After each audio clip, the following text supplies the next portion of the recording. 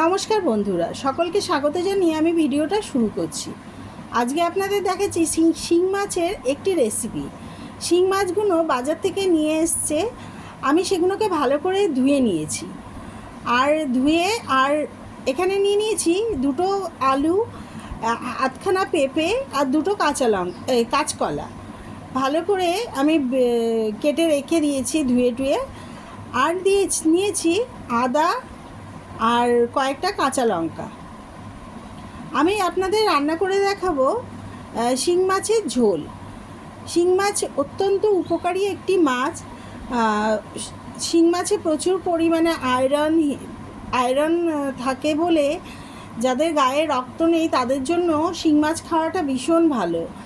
আর সকল অসুস্থ পেশেন্টদেরই শিং মাছ খাওয়া খুবই দরকার। আজকে তাই আপনাদের সঙ্গে ভাবলাম এই রান্নাটাই শেয়ার করি। শিং মাছটা আমি ভালো করে জল দিয়ে ভালো করে নুন টুন মাখিয়ে ধুয়ে কচলিয়ে ধুয়েছি, যাতে শিং মাছের মধ্যে যেহেতু লোদ ব্যাপারটা থাকে সেই লোদ ব্যাপারটা যাতে না থাকে তার জন্য আমি ভালো করে ধুয়ে নিয়েছি। ধুয়ে আর নুন হলুদ মাখিয়ে নিলাম। মিক্সির বাটিতে একটু আমি আদা কুচিয়ে নিয়েছি আর নিয়েছি কয়েকটা কাঁচা লঙ্কা, 6-7খানা কাঁচা লঙ্কা আমি নিয়েছি। নিয়ে এবার সামান্য একটু জল দিয়ে আমি মশলাটাকে বেটে নিচ্ছি। আর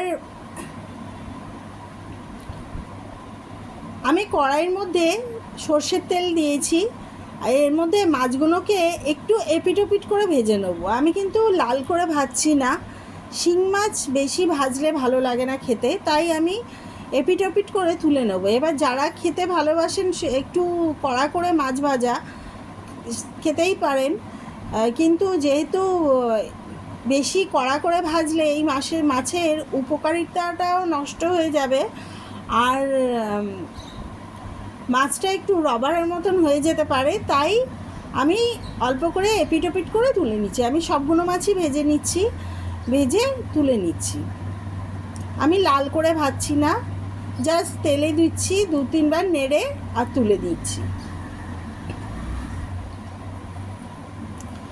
আজকে বাজারে বলেছিলাম বাজার থেকে একটু থানকুনি পাতা নিয়ে আসতে, থানকুনি পাতা পাইনি, কিন্তু এই ঝোলটার মধ্যে যদি একটু থানকুনি পাতা দিতাম তাহলে আরও খেতে ভালো হতো। আমি এখানে খুব সামান্য সর্ষের তেল ব্যবহার করেছি।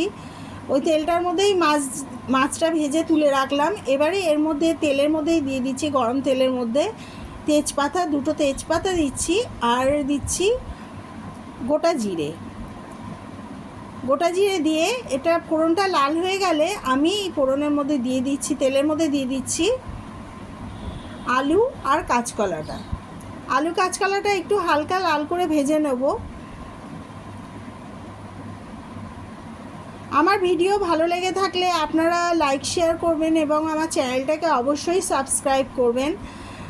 আপনারা যদি সাবস্ক্রাইব বেশি করে না করেন তাহলে আমি ভিডিও করার উৎসাহ হারিয়ে ফেলছি। আমি এবার আলু আর কাঁচকলাটাকে ভালো করে ভেজে নিচ্ছি। আলু কাঁচকলাটা ভাজা হয়ে গেছে। এবারে আমি দেখুন ভাজা হয়ে গেছে আলু কাঁচকলাটা। এবারে আমি এর মধ্যে দিয়ে দেবো পেঁপেটা। আমি খুব সামান্য তেলে রান্নাটা করছি, কারণ শিং মাছের ঝোল একটু কাঁচকলা পেঁপে দিয়েই ভালো লাগে খেতে। কাঁচকলা না পড়লে শিং মাছের ঝোল আমার একদমই ভালো লাগে না। আর কাদের এরকম পছন্দ, মানে আলু কাঁচকলা দিয়ে শিং মাছের ঝোল, সেটা আমাকে কমেন্ট করে জানাবেন।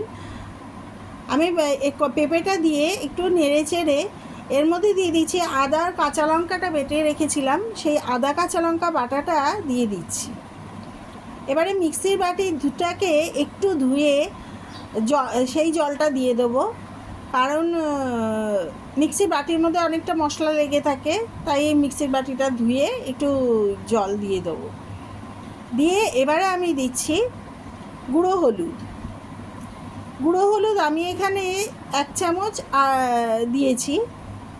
যেহেতু আমার চামচটা খুবই ছোট তাই পরে আরেকটু দিয়েছিলাম, কারণ সবজিটা অনেকটাই আছে এখানে।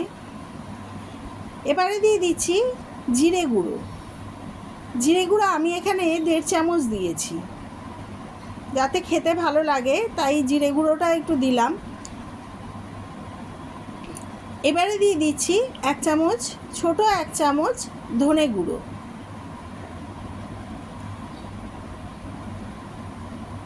দিয়ে আমি ভালো করে একটু নেড়ে চেড়ে সামান্য একটু জল দিয়ে দিচ্ছি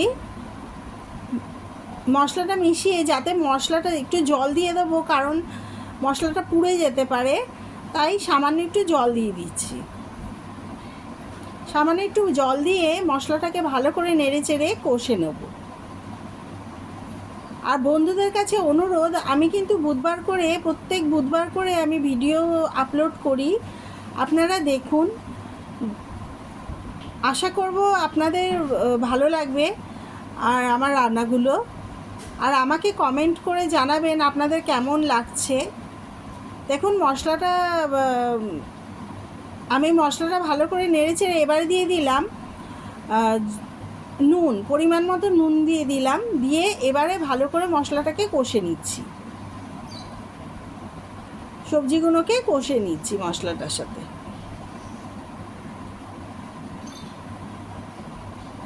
আপনারা বেশি বেশি করে সাবস্ক্রাইব না করলে আমি উৎসাহ হারিয়ে ফেলছি, তাই আপনাদের বলছি আপনারা একটু বেশি বেশি করে আমাকে সাবস্ক্রাইব করুন। আর আমার ভিডিও কেমন লাগছে আপনারা আমাকে কমেন্ট করে জানান। দেখুন মশলাটা কষানো হয়ে গেছে, এবারে দিয়ে দেবো পরিমাণ মতন জল। যেহেতু আমি ঝোল করছি তাই পরিমাণ মতন জল দিয়ে দিচ্ছি। আপনারা যেরকম ঝোল খেতে পছন্দ করেন সেরকমই দেবেন। আমি এখানে অল্প জলই দিয়েছি, যতটা সবজি ততটুকুই জল দিয়েছি, বেশি জল দিইনি আমি। আর আলু সিদ্ধ হয়ে যায়, কিন্তু পেঁপে সেদ্ধ হতে একটু সময় লাগে। আমি একটু ঢাকা দিয়ে দিলাম।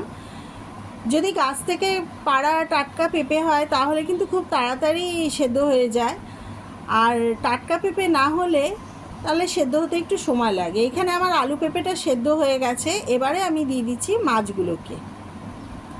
মাছগুলোকে আমি ঝোলের মধ্যে দিয়ে দিচ্ছি। আর মাছ দেওয়ার পর থালার মধ্যে যেই তেলটা ছিল মাছ ভাজার, সেই তেলটাও আমি দিয়ে দিলাম। সেটা কিন্তু ফেলে দেবেন না, সেটা কিন্তু ঝোলে দিলে ঝোলটা খেতে অসাধারণ হয়।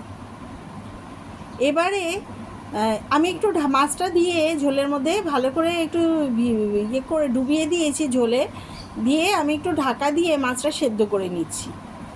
শিং মাছ যাদের পেট খারাপ হয় তাদের জন্য এই শিং মাছের ঝোল কাঁচকলা পেঁপে আলু দিয়ে খুবই ভালো। তাদের পক্ষে, যাদের পেটের প্রবলেম আছে তাদের জন্য ভীষণই ভালো। আর যদি একটু থানকুনি পাতা দিয়ে দেওয়া যায় তাহলে তো আরোই ভালো, কি তেলাকুচু পাতা, এগুলো দিলে আরও সুস্বাদু হয়, আরও স্বাস্থ্যকর হয়। আমার রান্নাটা হয়ে গেছে, এবারে আমি প্লেটে সার্ভ করে দিচ্ছি। আপনারা আমাকে কমেন্ট করে জানাবেন আপনাদের কেমন লাগছে।